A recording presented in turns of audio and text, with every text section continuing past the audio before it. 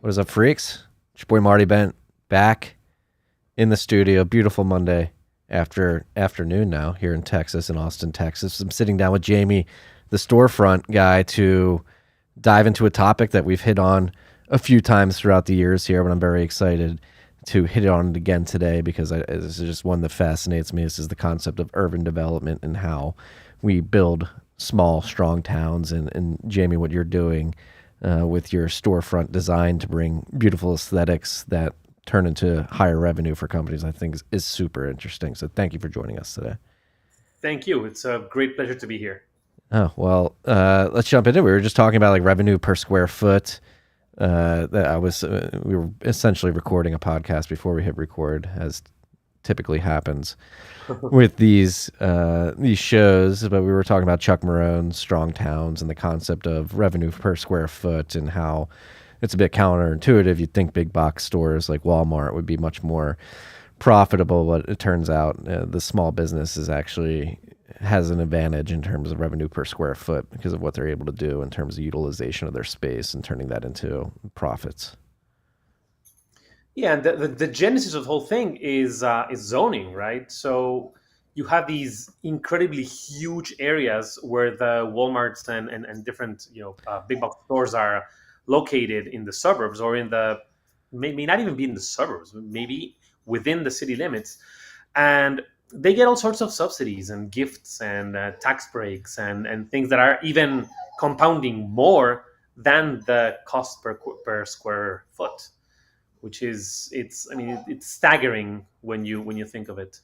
Yeah.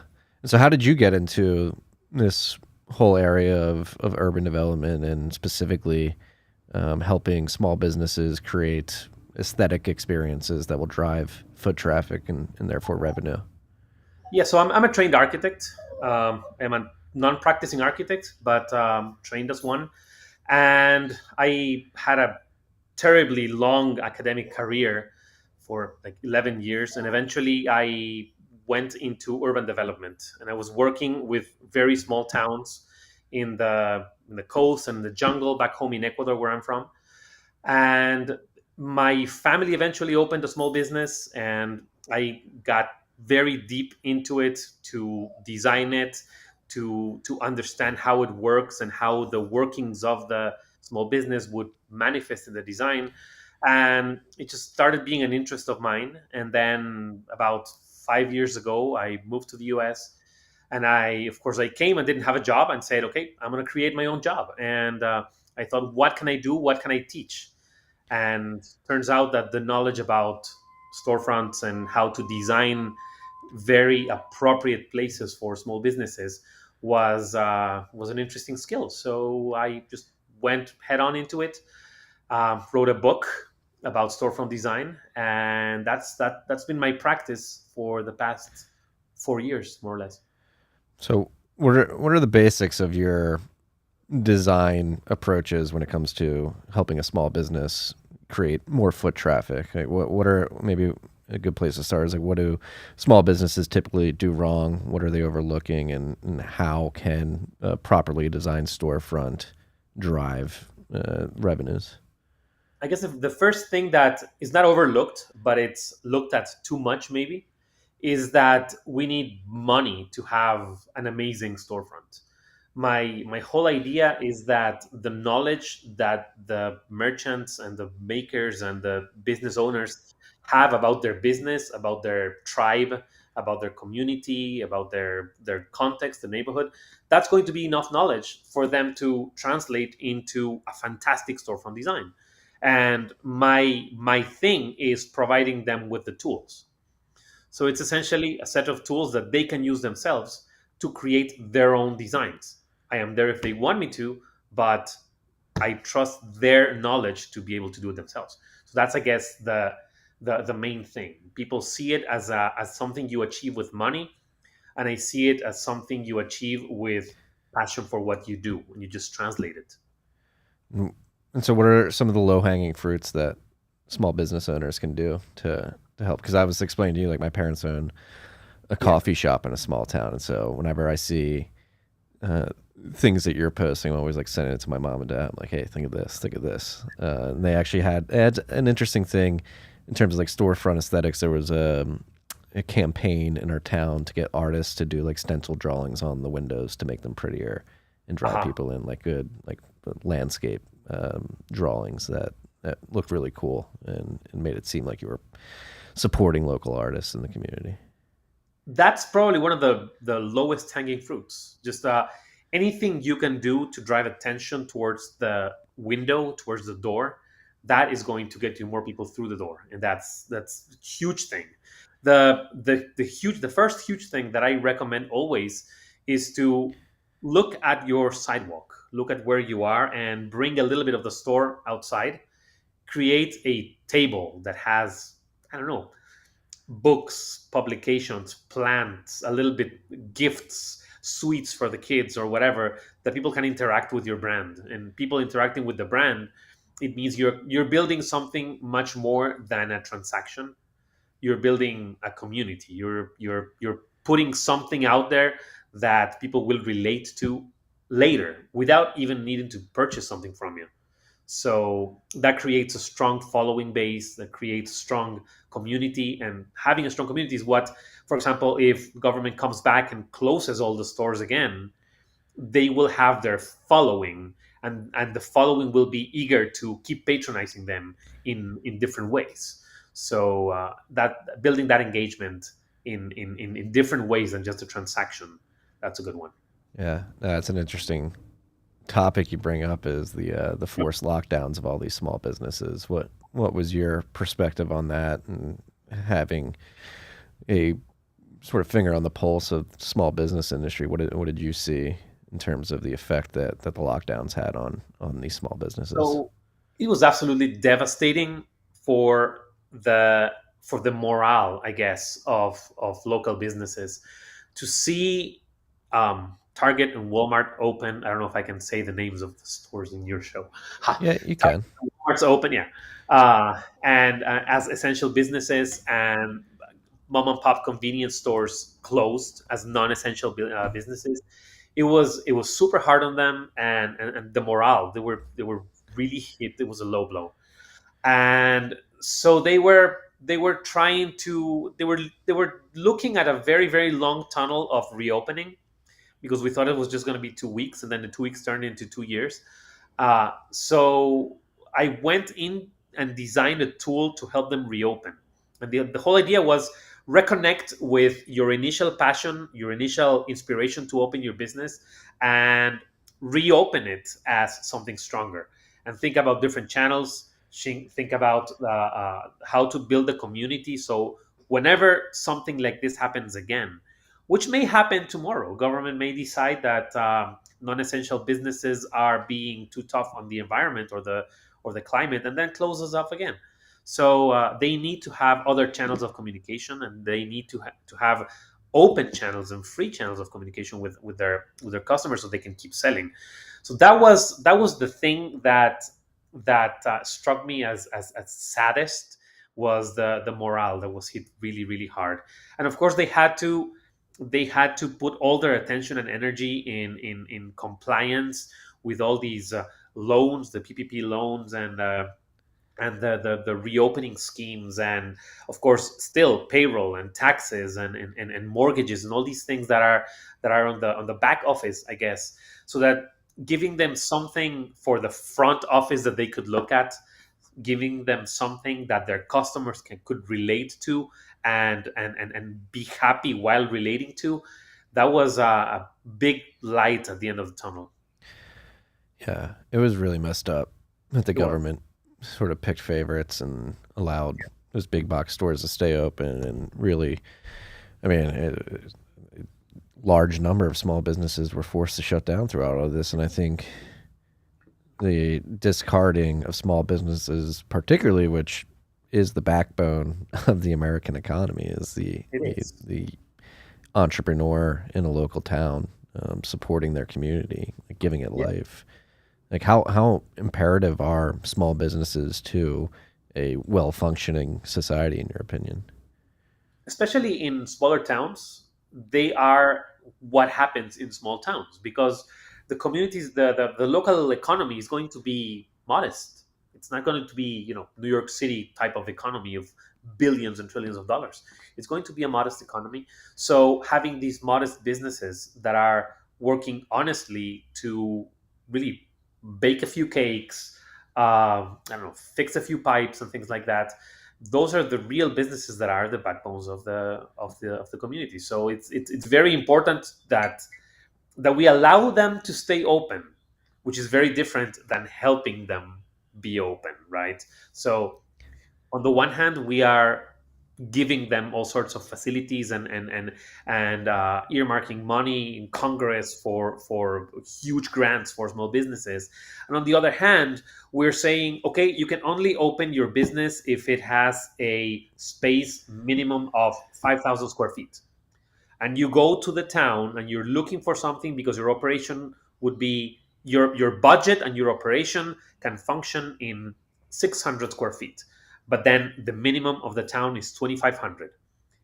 You're really not going to find anything there. And towns that do not accommodate the tiniest of the tiny entrepreneurs, those are the ones that are not, they are encouraging the Walmarts and Targets of the world.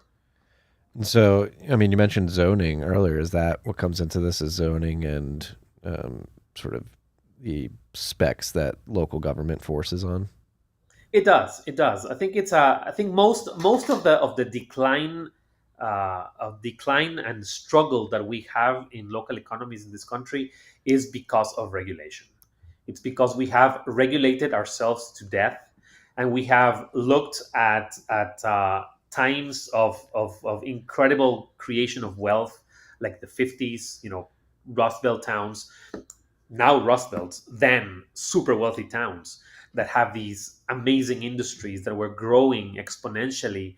And we try to regulate our towns as if that growth would be infinite, and infinite both in growth and in time.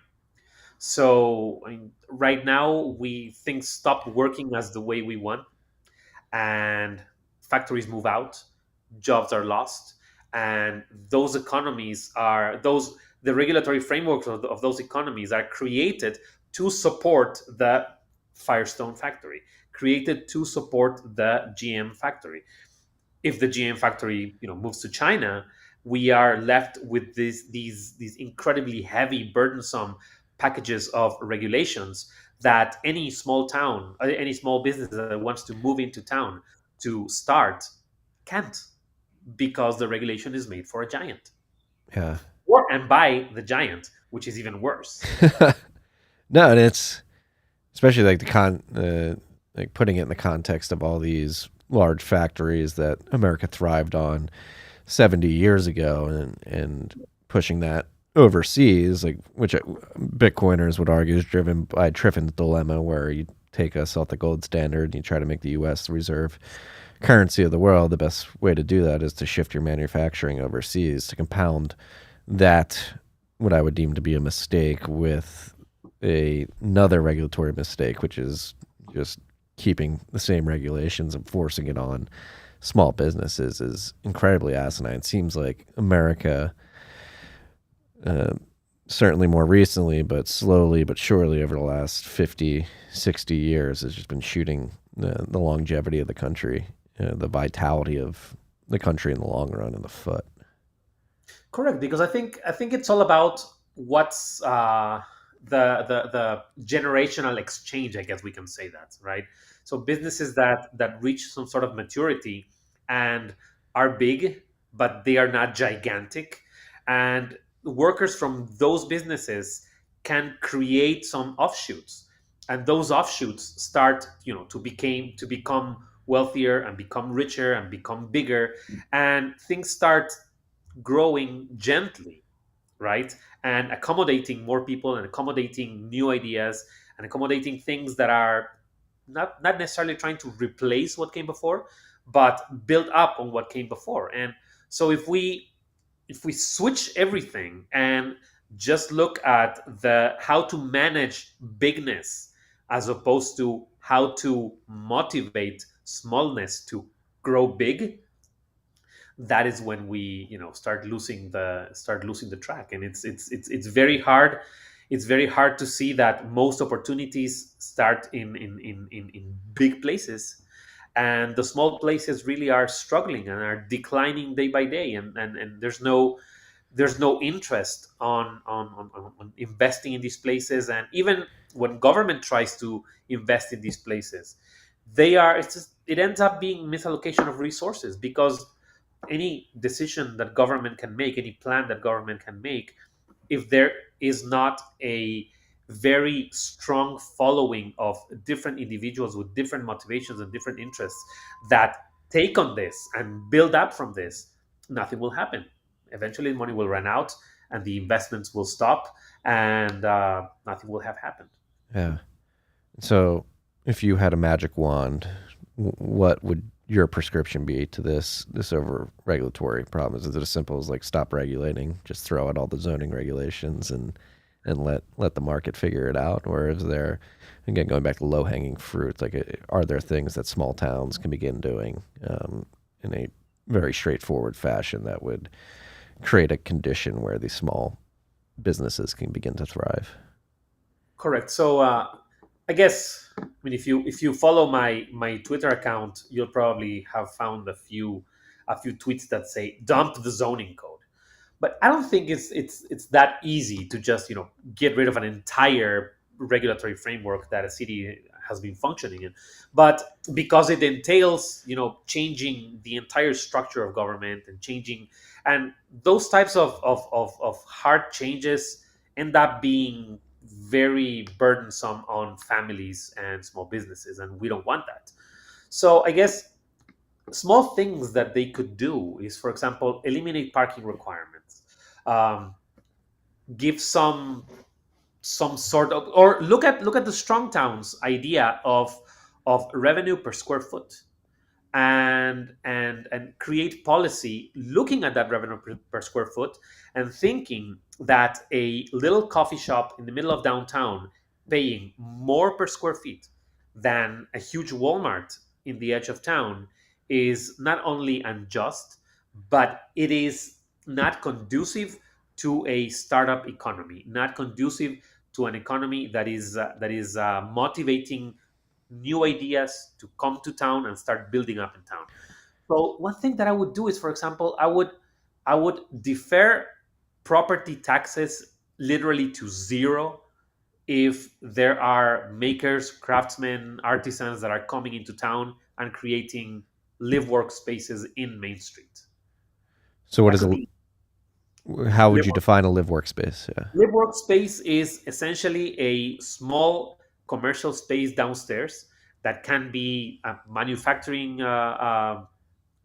company. It could be I don't know, design studio, anything that craftsmen, makers, or creative people, basically artists, can put on, and then they would live on the same building on the second floor or in a unit in the back.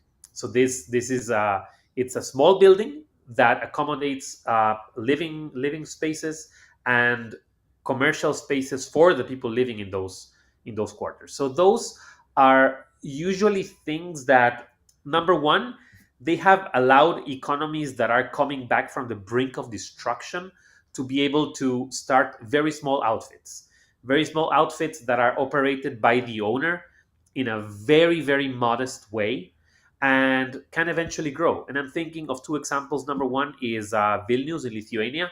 After the Soviet Union collapsed, thankfully, they were there was a neighborhood in the city of Vilnius, which is called Užupis, where artists had colonized it. They actually created the Republic of Užupis, and when you went in, they gave you a passport that you would, stamp in the different artist-owned galleries, which were nothing more than places that they have swept and hung their art. That was it. It was very precarious, but it was great for them to start showcasing their things. They didn't need to apply for lengthy permits and pay for licenses and stuff like that. It was something very organic that allowed them to get a first foot on the door of the market, basically. And also the second example is in Cuba, in Havana. This is a city that has been in decline for 65 years, almost 62 years, and things were being super tight a couple of years ago. And then they opened for small restaurants and beauty salons that people could install in their houses, and the boom was incredible. So many people were opening places, and they were using their creativity to dress them as fantastic windows. And you went in and they had amazing food, homemade food. And you go into the beauty salons and they are absolutely makeshift, but they were good craftsmen. They're very able and doing great work. So things started consolidating, and this was a very tiny glimpse of sovereignty that they could have. They took it immediately, and things started turning around. People could see things starting to turn around, which is even better, because the perception of things turning around is going to bring more people to work towards the turnaround. So that's something I would do. I would try to directly eliminate most of the licenses that cities are requiring for small craftsmen and small, very small businesses, like, yeah, beauty salons, or nail shops, small services like plumbers and stonemasons, craftsmen of all types, tiny manufacturing things that can, I don't know, somebody with a 3D printer can install there, and, I don't know, sell parts for cars, 3D printed parts for cars, or whatever. So anything that can take the red tape and can take the burden out of people operating at the minimum possible scale, that would probably be a huge help for most of the struggling economies around. Yeah, and you touched on something very interesting there, which is the perception of a turnaround and people actually seeing visually a turnaround via good aesthetics, via good design and stuff. That has a profound effect. So there's like a psychological Yes. aspect to this too, right? When you hit like a tipping point where you see a glimmer of hope, like you said in Havana, and in Lithuania, like it just starts with a very small community making small changes, but the other people in the community can see that and say, all right, maybe there is a turnaround. I'll contribute to that. And it goes both ways. So when people perceive the turnaround, they're going to be happy to contribute. When people perceive the decline, they'll be very happy to stop contributing. So you'll have, your declining societies and your ascending societies.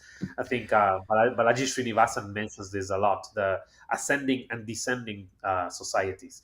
And this is it's very important, because you see that small things and small changes that make people perceive about the turnarounds. They will start contributing, and things get better really fast. Yeah, I mean, especially here in the United States, it definitely right now with everything going on in the world and coming out of the lockdowns, it seems like just across the country, in many parts, most parts, many would argue that we're in a descending state. And so that's the one thing I think about often, and why I focus on Bitcoin a lot is like, how do you stop that degradation and begin to turn it into an ascending Correct. community?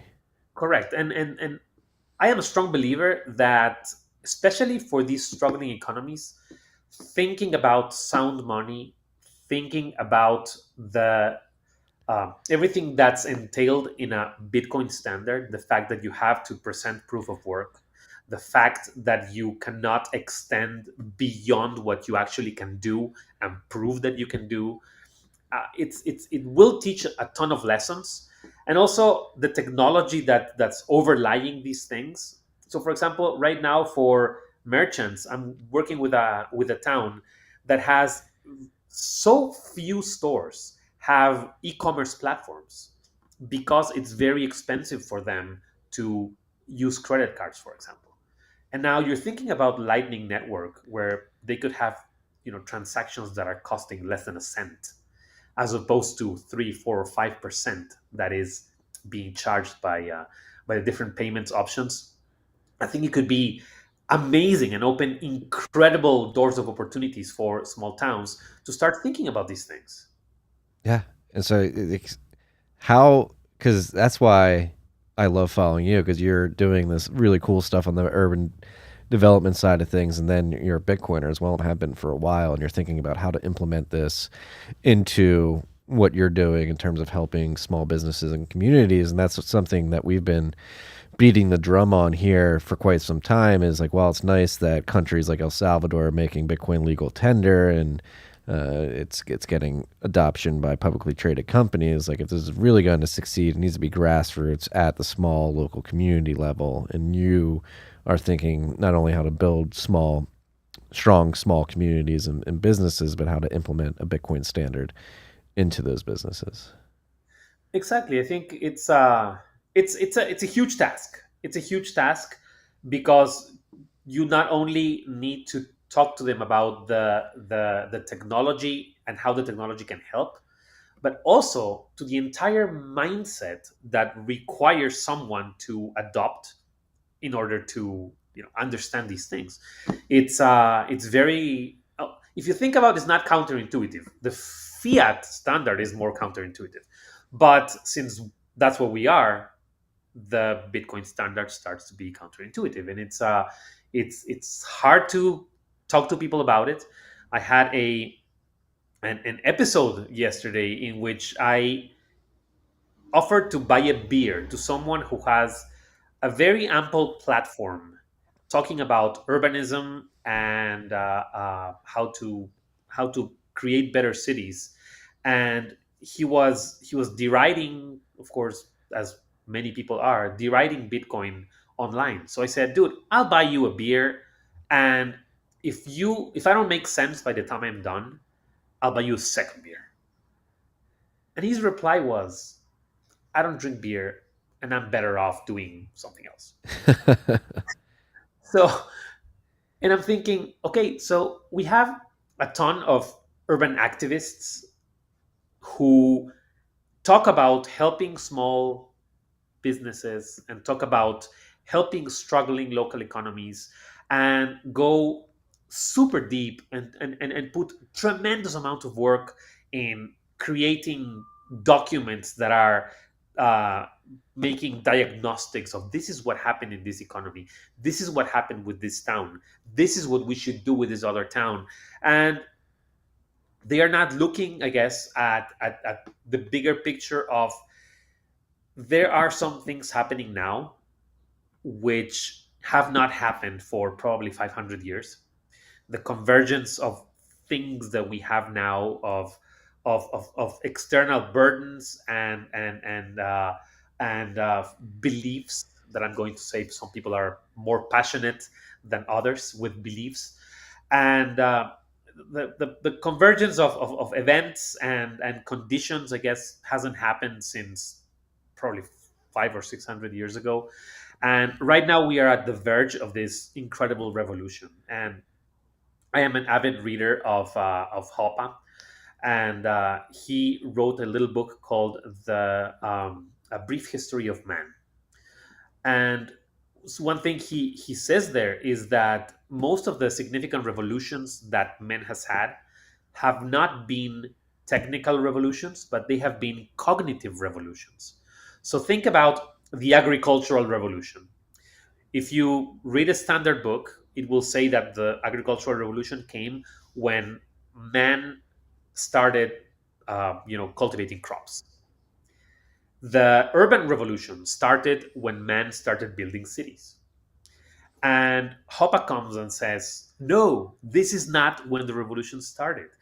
These are processes that could have stopped at any time, except man looked at the crops and said, ooh, if I grow these crops and I trade these crops and I build a shed to keep the crops for longer, my species will be able to reproduce and be stronger for a longer time. That is when the revolution sets. The urban revolution, it's not just man building cities, but man looking at the city and saying, in this city, I can build a bank in this city. I can build a hospital in this city. I can, I don't know, build a temple. And this is when man realizes that building cities can be something that projects the species in a thousands of years in the future. And that's the real revolution. So this is where we are now, I think. We are the every day you see something new that's happening in the technology, Bitcoin, even Web3 and crypto and things. Every day there's something new. But until we have the cognitive leap that says this is why we are doing this, that's when it will catch on. What do you think we need to get to that cognitive leap? I think I have my. I mean, I think there's also like natural processes happening in the traditional system with inflation hitting consistent highs month in and month out. The supply shortages due to the economic lockdowns and the disruptions to the supply chains that they brought with it, and the fact that we have a president who cannot speak and seems to be going through a very obvious degenerative uh, mental decline. I think we're reaching I could be wrong, but it just feels like the combination of everything in terms of like energy shortages, food shortages, inflation. It seems like we have a leader that isn't very strong or mentally capable of leading, is going to force people to ask, how did it get this bad, and how can we prevent this in the future? And then Bitcoin's waiting there, like, we need to fix the money. I think you're right. I think Bitcoin will be waiting there when things really collapse. But I, it's very hard to grasp the collapse. Having had the opportunity to I have family in different places that have seen collapse, very truly horrible collapses. Talking about Eastern Europe, some economies in Latin America that have been destroyed completely. You don't really grasp the nature and extent of the collapse. So when things happen, you open the paper right now, you open your iPad and you read the that day's news, and so I don't know, inflation is 51%. And you're like, oh, inflation, this is really bad. Okay, let's go to the store. Yeah, I don't know, hamburgers are twice as expensive today than they were yesterday. Yes, bummer. Let's go have a hamburger. So you really don't grasp the nature and extent of the collapse until it's too late. This is also what Chuck Maroon says. It's going to collapse gradually and then suddenly. But the suddenly, it's just a horrible thing that I don't wish on anyone. My country went through one of those. It was brutal. It was still, there's a effects to this day, over 20 years after the collapse. Still things are happening today that are direct effects from that collapse. And I don't think it's enough to build a strong enough Bitcoin environment that will be waiting for the collapse. I think we need the 95 thesis of Luther. We need the moment in which someone really says something that will click, and it will make a click on millions of people that have been hodling for over a decade now, and they say, yes, that's what it is. That's what it is. And now I'm going to, I guess, only sell my meat with Bitcoin. I'm only going to accept payments in Bitcoin. I'm not going to accept fiat money. Governments are going to, it will be a domino effect, but we need the spark. Yeah. We just need the spark. Yeah, and you can't predict the spark. You'll Yep. just know it when you see it. Correct. You can predict it. Yeah. We have to be waiting though. We have to keep building the environment. We have to keep, making Bitcoin stronger, and I don't like the word, but evangelizing about Bitcoin, and telling everyone you can, and orange pilling as many people as you can, because it I especially if you truly believe in it, especially if you truly believe that it is an entire change of mentality. it's one of those cognitive revolution moments when people really realize what Bitcoin is about, and the more people we help realize that, it's going to make it easier, and there's going to be more people working, and then more chances that the spark will come.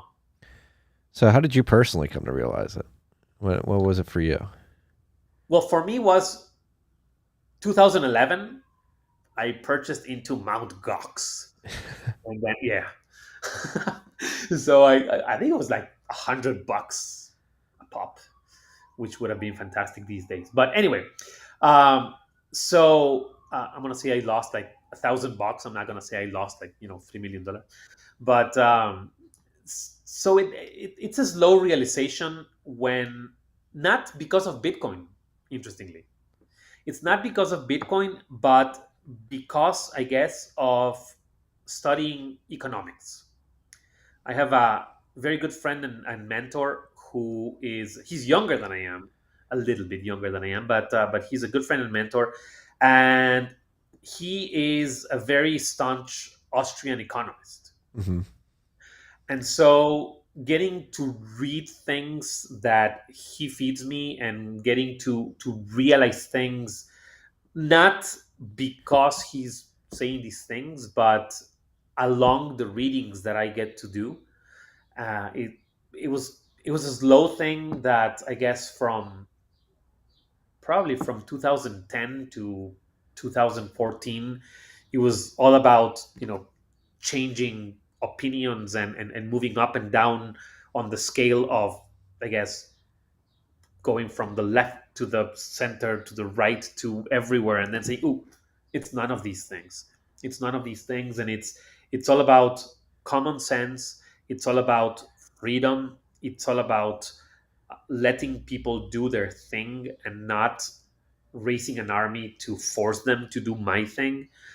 And Bitcoin just fits perfectly on that. And then you start realizing the other things that are very similar. So you look at how the Bitcoin code may be changed, that anybody can propose a change, and if that change is not taken by the community, it will not happen. And the process for it to be taken by the community is a, I guess, if you look from outside, it's a very streamlined process, but if you look from inside, it's a very tough process. It's a very stressful process that is very similar to how cities were built in the beginning. It's very similar to what happened in the 20th century, when people started saying, "Hey, the way that we have been building cities for 8,000 years or 10,000 years was wrong.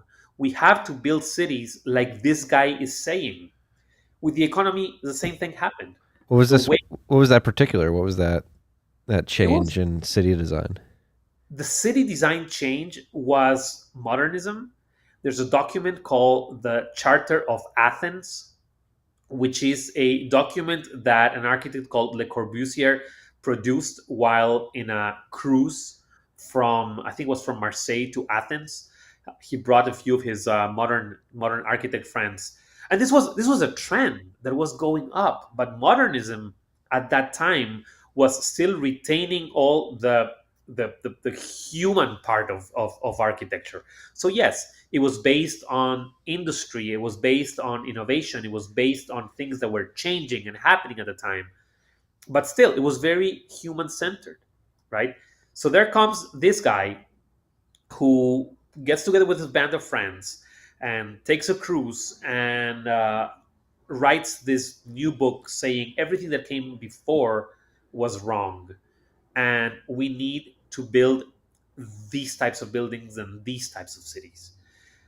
And I'm going to give him the benefit of the doubt of thinking that he really wanted he really wanted to solve some of the problems that cities were having, and these were pollution and uncomfortable quarters for immigrants and tenements for workers. It was really, cities were not very nice, but they were coming around. They just wanted a leap instead of a process, and they staunchly believed that changing the way we build cities would have no effect on the way we use cities, so that these new shiny plastic cities would be great for everyone. Turns out they weren't. And academia very gladly adopted these ideas. So everything that you study right now when you go to architecture school is going to be modernism. There's even schools that don't even go into the classical and Roman and Renaissance architecture, because it's just not worth it for them. Because the important part is the creativity and how we create something that has never been seen before. And it's just the same thing happened with the economy.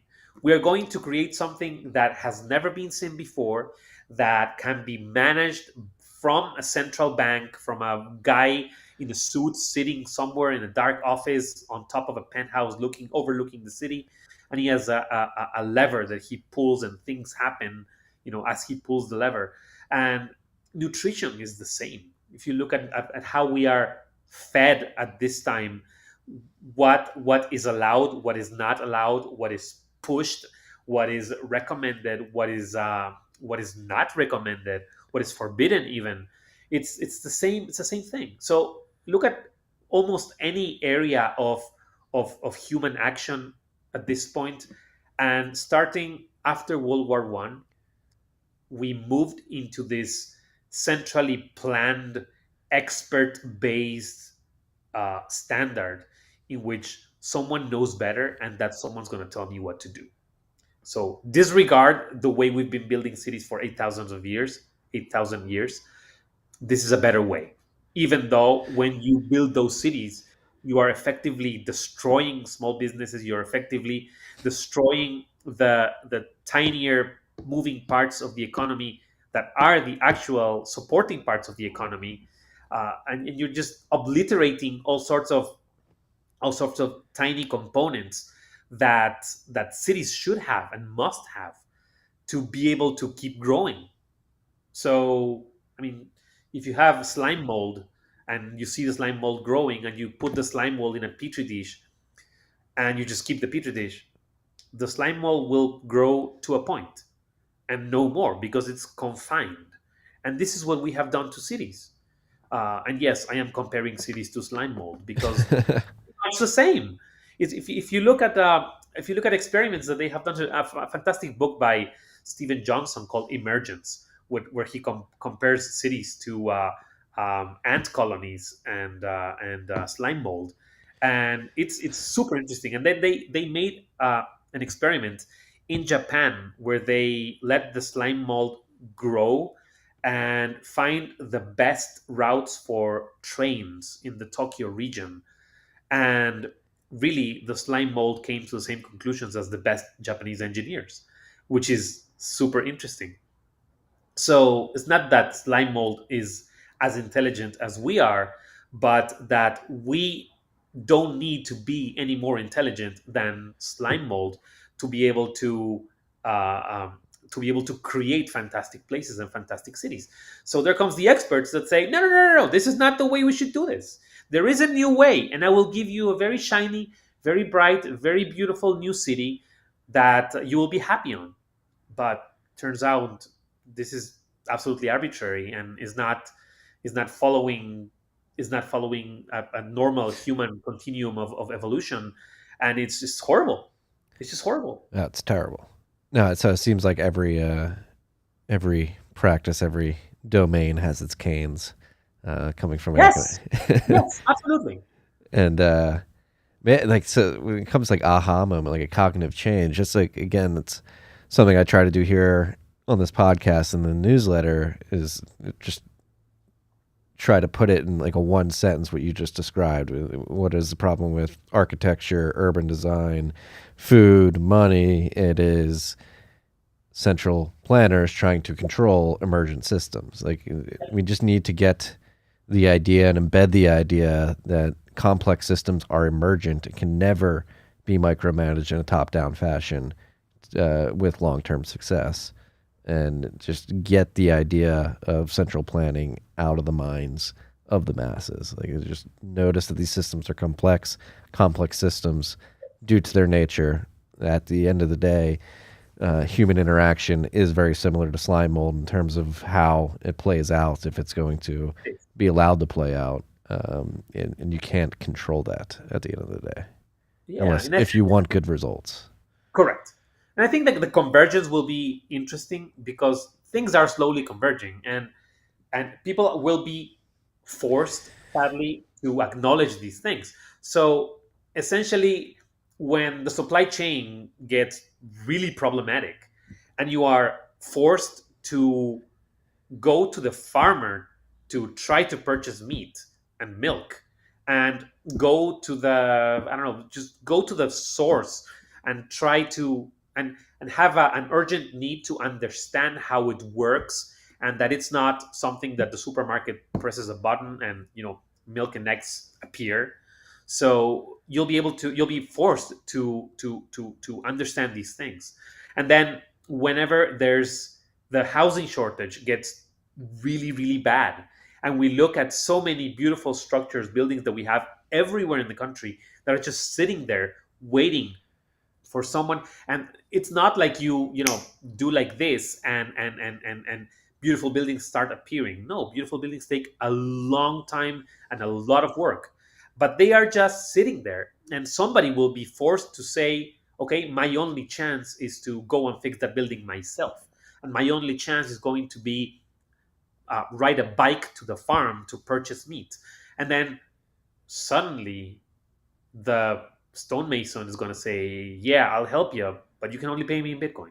And the farmer is going to say, yeah, I'll sell you the meat, but you can only pay me in Bitcoin, because our green things are going to be not very worthy. So I think that the convergence is going to force a lot of people to understand, when there's more than one thing that requires that cognitive leap. That's going to be dawning on many people. Yeah. That's why I like to see things like the Beef Initiative down here in Texas, where um, Slim and Cole Bolton, who owns the ranch here in Austin, or I already buy meat directly from my rancher with Bitcoin. And Exactly. it's good to see these operators front running this, right? And that's why, like, my dad, my parents are going to open up another coffee shop in a small vacation island down the shore, and my dad is telling me, like, yeah, we're putting all the cash directly into Bitcoin. Like, we're going to try to accept it. We're not going to force people to pay for it, but we're going to be rotating our reserves into Bitcoin throughout the summer. And it is these small. Slowly and then suddenly. Excuse me. Slowly and then suddenly. Yes, and if you're a first mover, you're gonna have a large advantage, because Correct. if you think of this, like, everybody's gonna. So you mentioned, so you grew up in Ecuador, correct? I did. And they had a crisis 20 years ago. What was, and you were saying it was terrible, and the after effects are still being felt to this day. There's some lingering after effects. What is it like, and how important is it that people understand that the suddenly part is not fun? It's it was really hard. So it's textbook inflation. The government had no. I mean, the only idea of government trying to do stuff was printing more money. Okay, so you will see that everything that I say is going to resonate with things that are happening now here.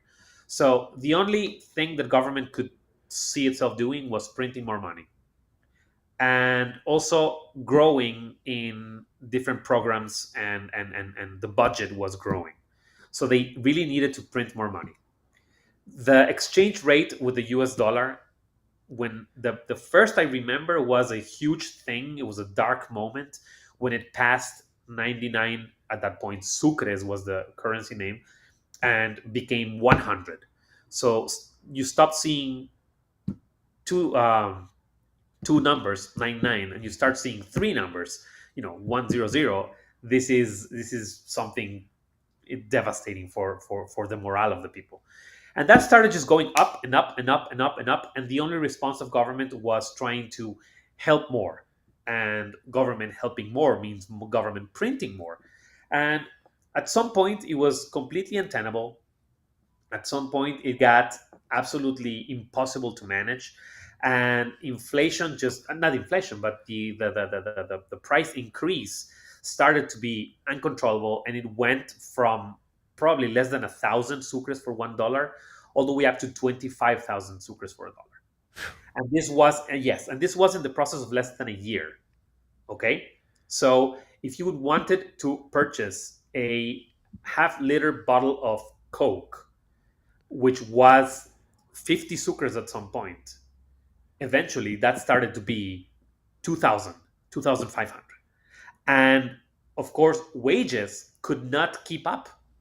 You could raise wages. You could raise wages, I don't know, 10%, 15%, which is a lot, right? You could raise wages 15%. But then the inflation was 2,000. I don't think we reached 2,000, but it was probably 200. And that was just absolutely devastating. And what happened is the economy was closed. The government decided to put a corral on the banks. So every bank was closed. Okay? We did not have something like the FDIC insurance. So with the closed banks, you could not come to the office because it was closed. You could not go to the ATM because it was closed. You could not get your money. Okay? And they closed the banks. They at that point, many people had accounts in US dollars. They froze everybody's accounts and changed those US dollars to sucres. The official exchange rate, I'm going to say, was probably 5,000, but the new official rate was 25,000. And whenever they made the change, they made the change at peanuts. So people who had $100,000 in the bank, which was, I'm going to say, 5 million sucres at that point, had the same 5 million sucres, but it was now $10,000. And you could not get them out. This was a process of, I don't know how many days or weeks in which you could not access your money. So nobody could make payments. If you had a business, you could not pay your employees, you could not pay your rent, you could not pay your providers, nothing. The providers also didn't have money to pay their people or their providers even. So it was a complete stop of the economy. And whenever they opened, of course, there was the people lining the banks to making huge lines around the banks to try to get some of their money was just devastating. People committed suicide.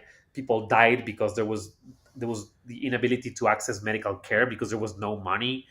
It was just devastating. And then, of course, when they opened, nobody wanted those sucres anymore. So everybody was rushing to buy US dollars. And then the new exchange rate, of course, blew up. This was the black market, blew up. So nobody wanted sucres until eventually nobody was spending anything. The economy was not closed still, but it was not moving because nobody felt sure enough to spend in anything.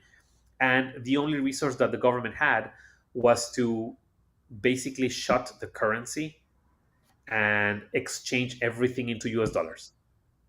So as of today, 23 years after, Ecuador does not have its own currency. It has the US dollar as its currency. Yeah.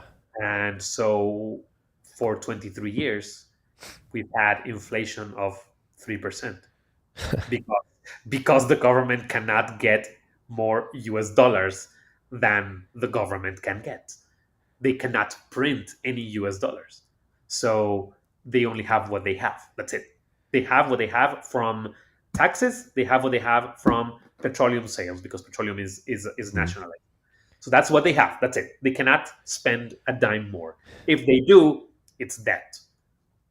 Yeah. So I used to work for a software sales company.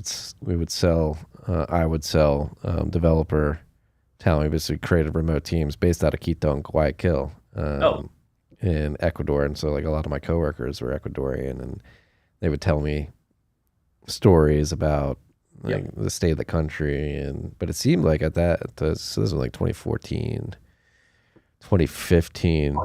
That was boon.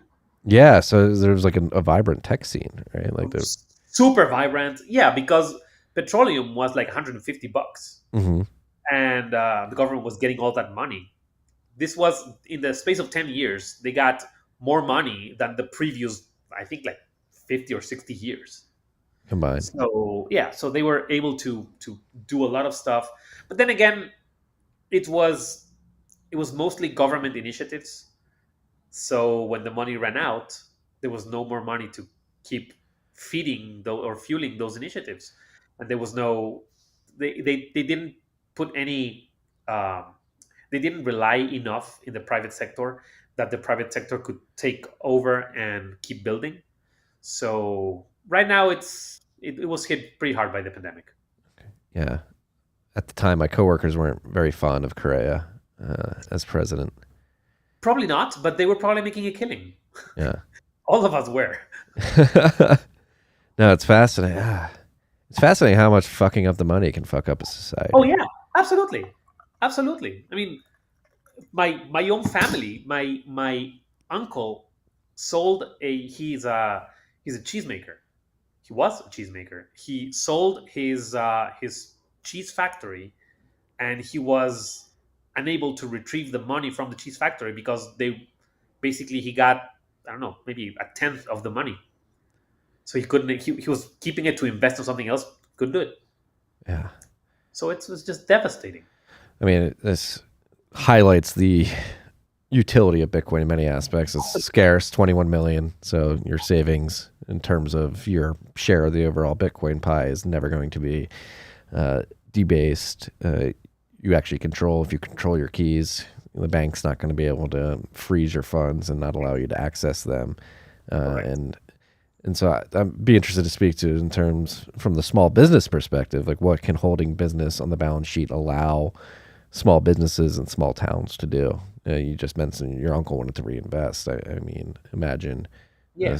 a small business putting a portion of their balance sheet into Bitcoin and what that can do for them moving forward.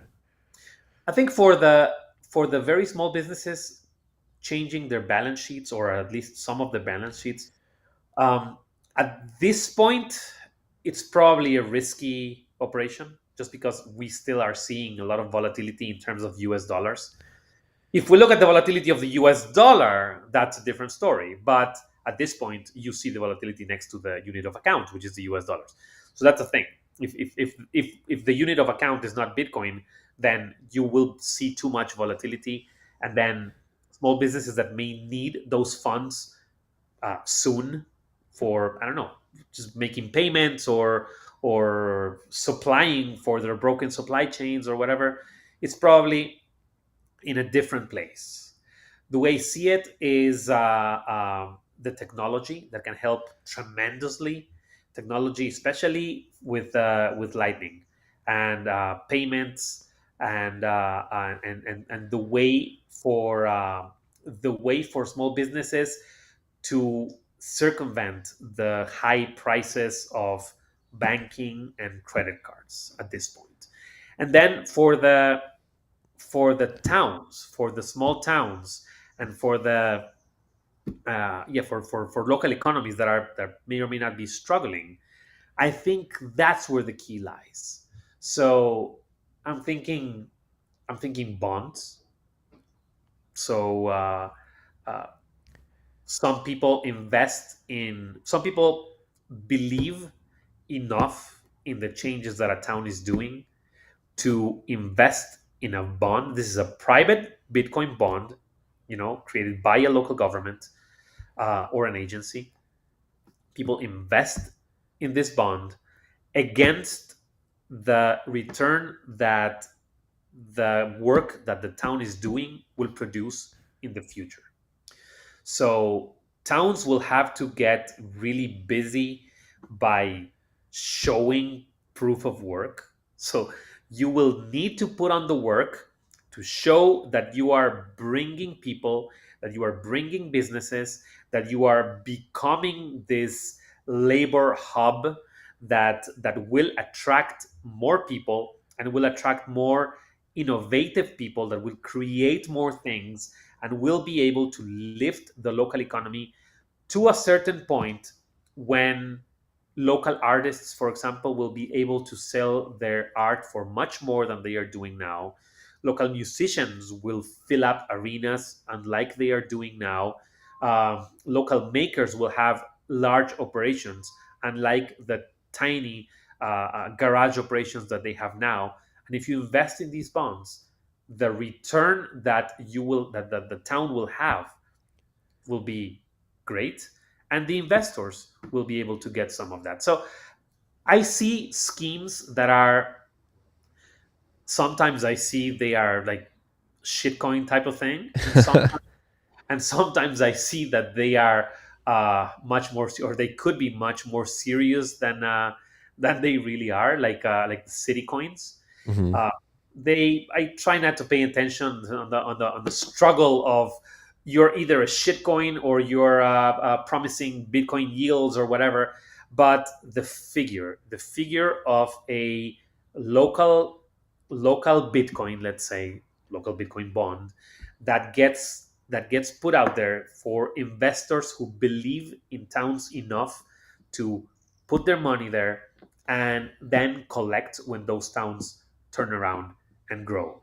So I think that's probably still, remains to be seen, but probably one of the tools that could be harnessed to help local economies. I think that I believe somewhere in Nebraska or somewhere, one of the little towns is putting local art on NFTs. And by putting this local art on NFTs, they are actually selling rights to local public arts, to murals, to sculptures, whatever. And when those local economies turn around and they get admission worthy, so that people can actually charge for those murals to be seen and charge for those sculptures to be experienced, then those bonds will gain in value more than just the value of the currency they're on. So more than just the price of Bitcoin, but the value of the bonds, because the art is growing, the artist is growing at a pace that eventually makes them admission worthy. So there's tons of angles we can take on right now. Everything is hypothetical still, but I think we're very close to someone actually, putting something into work, Yeah, and I it's our job. no, I haven't. I was talking about this with Safety a couple weeks ago, where I envision I'm big in the mining space. I have a couple of mining operations myself that I'm involved with, and for years I've been thinking that there needs to be a Bitcoin permanent fund, mining permanent fund specifically. So like what I think is like if you're a small county or a small town that has like excess electricity at a power station at a utility provider, or you have stranded, let's say, natural gas assets in the county that don't have pipeline connectivity, you issue a muni bond where you go raise, let's say, $10 million. In a bond, you do a $10 million bond offering over a 10-year period, 15-year period, maybe you make it a long duration. You get that cash and you buy a bunch of ASICs and you partner with a mining company to come in. You say, hey, we're going to give you the ASICs, come in and mine on this excess electricity, and then we're going to roll that revenue back into the bond, but also into a fund that will support the local economy. I think to me, that's the lowest hanging fruit. It's like, all right, where's the excess electricity or excess energy? Let's issue a bond, a muni bond for that, with the intent purpose of leveraging that excess or stranded asset to mine Bitcoin. And a tiny percentage of that bond could actually go to, like you say, helping the local economy. What if we bring, I don't know, 1,000 Bitcoiners into a town? Move in, pick a building, fix the building, put your operation there. Can you imagine what I call it crowdsourcing? You just bring a crowd that will create an immense collective brain in that town, the things that will happen in that town, the ideas that will be exchanged, the efforts, the collaboration, the energy and vitality that the Bitcoin space has, with 1,000 Bitcoiners fixing buildings and opening businesses in that town. Just imagine that. It would be fantastic. Yeah.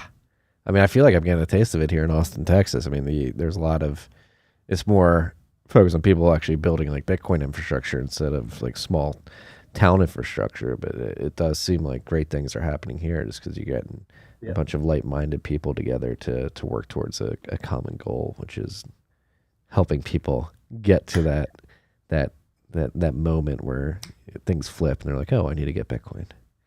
And I think there's a niche also for, to circle back to the first phrases of this episode, is beauty. We still are not in a place where the consideration of beauty is part of the Bitcoin conversation. It's very sparse. You see very few people talking about how beauty will, for example, even mining operations. Mining operations can be amazingly beautiful. Let's build a framing building outside of your big mining operation building, and that building will have a farmers market. Only those little gestures that can bring people and show people how Bitcoin can power beauty would be amazing, and it would be a great example for so many people who are working on the space, dwelling on the space, hodling on the space, and not necessarily putting some of that creativity, understanding, and cognitive leap to work. Could be interesting. No, I completely agree. I mean, earlier this year we've done a big rebrand here at TFTC, and I changed the tagline. We never had a tagline, but I made our tagline, I guess our mission, is we're a media company focused on Bitcoin, beauty, and freedom in the digital age. Where I think beauty, I completely agree. Beauty is important. Good aesthetics are important, and that's something, especially in the urban landscape, that's been completely defunct for a while. I mean, I grew up, born and raised in Philadelphia, in Northeast Philly, where there was not a lot of beauty, but Philly's a very old town, and it's very interesting how you see this intermixing of the 1700s Philadelphia that came up during the revolutionary times, and you go to Old City, it's very beautiful. You have Independence Mall, you have the brick roads, you have the core infrastructure of the city that was built hundreds of years ago. It's very beautiful, and then it's just intermixed with a lot of fiat architecture and real estate that is designed. I mean, the sprawl of Philadelphia outside of Center City, within city limits, there's just a bunch of shit housing that was only made to last like 30 years. That's the thing. I mean, when you are looking at operations that you see have the potential of outliving you, you will build stronger. Right? So when everything that I told you about in Ecuador happened, people were just concerned with what they're going to eat tonight. Whereas if you are building something solid that you can see yourself working in for the rest of your life, and your children working on for the rest of their lives, you are going to set some solid bricks, and solid bricks bring beauty, because it's just a matter of thinking, I am building something very strong. This will have to last. The only way that this will last is if people love it. And people need to love it. And the only way for them to love it is to make it beautiful. So it comes directly as a direct logic from the low time preference. The lower your time preference, the more beautiful the building is. Let's bring beauty back to the world. Yes, that's my mission. Well, thank you for going on the mission. We need more people like yourself, Jaime. It's dire times, but again, I'm very optimistic. Bitcoin makes me very optimistic. Exactly. And I don't have it tomorrow, but yes, there's optimism. There is. No, and I think about a small town where my parents operate their their coffee shop, even though the pandemic was hard for a lot of businesses. That we have a very strong small town, and it is cool. I moved away 13 years ago now at this point, which is hard to believe, but obviously I go back, visit my parents, and hang out. And it's really cool what the town has done in terms of like building that and focusing on that local economy of Where is it? outside of Philadelphia, Havertown. Um, yeah, that's where I'm from. I grew up in the Northeast. We moved to Havertown later, but yeah, it's a nice, strong, small town. It's really cool to see what they're doing, focusing on the local economy there, and yeah, I want to bring more of it. And again, this design, the small things that you can do with the storefront, the small things you can do by focusing on revenue per square foot, the bigger leaps you can take by saying, all right, let's take a look at our balance sheet or income statement and figure out how much we can save in Bitcoin for the long term and begin lowering our time preference to throw gas on the fire of making this even more beautiful, more profitable in the long run. That's exactly what we need to do. And like I said, it's right now it's a risky operation, but if we orange pill enough people, they will learn to live with that risk. They will learn to love the risk, and the more people we have, the stronger the towns are going to be. Yeah. Well, this has been a fascinating conversation. Yes. I hope we get to do it again at some point. I would love to meet in person and talk about this stuff as well. So That would be awesome. if you're ever in Austin, please let me know. When I'm back in the Northeast, I'll be sure to ping you as well. Please let me know if you're in Northeast, and I'll be happy to join you. Where can the freaks who are listening to this find out more about what you're doing? How can they help your mission to bring more beautiful storefronts to the world? Okay, so my company is called Storefront Mastery. It's a creative agency like which I use to help small businesses, small towns in this mission, and it's at storefrontmastery.com. So if you go there, you'll find all the links needed to find me everywhere in Twitter and Substack. I keep a Substack which is called the Vertical Sidewalk, and I'm playing with the sidewalk being a state of mind. So basically, the storefronts that are right to the sidewalk are the vertical part of it. So it's called the vertical sidewalk, and there I write mostly about storefronts, but I have a section that is about bringing Bitcoin into the urban space, which is a task. So if you go to my website storefrontmastery.com, you will find all the links that are Twitter, Instagram, Facebook, everything. Go check it. Go check it out, freaks. Jaime, you're doing very important work. Thank you. Thank you so much. It's going to make the world a better place, I believe, in the long run. So again, thank you for that. Thank you so much, and very honored to be here. Oh, again, can't wait to do it again. That's all we got this week, freaks. Peace and love.